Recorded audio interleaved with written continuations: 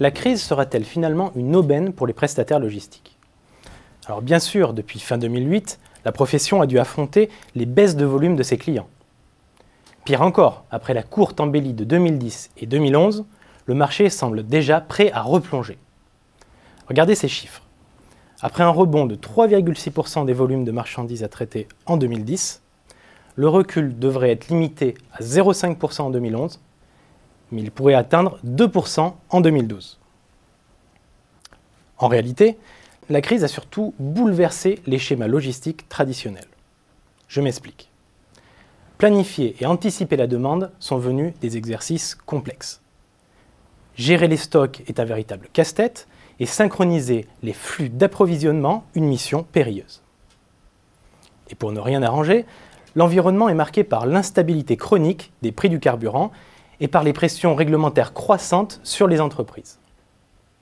En clair, les industriels et les distributeurs ont compris tout l'intérêt d'optimiser leur supply chain pour contenir l'inflation de leurs coûts et maintenir leur compétitivité. Pour les prestataires, cela signifie des clients de plus en plus exigeants.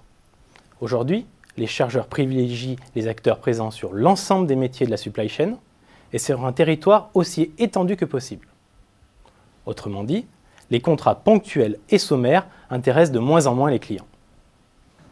Des clients qui cherchent surtout des prestataires capables d'optimiser l'ensemble de leur processus logistique, des fournisseurs au client final.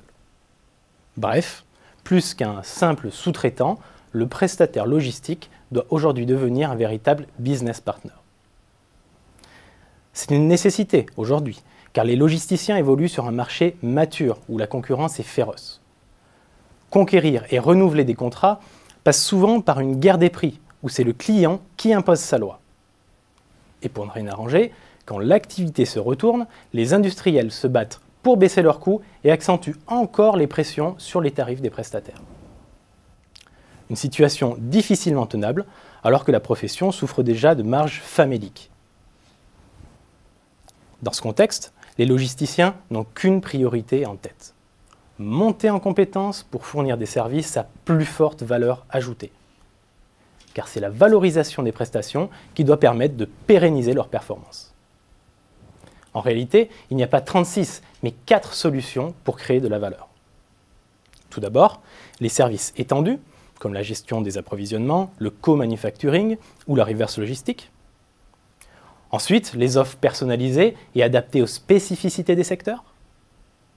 Ils ne doivent pas non plus négliger les solutions d'optimisation des coûts, à l'image des modèles de mutualisation logistique entre plusieurs clients.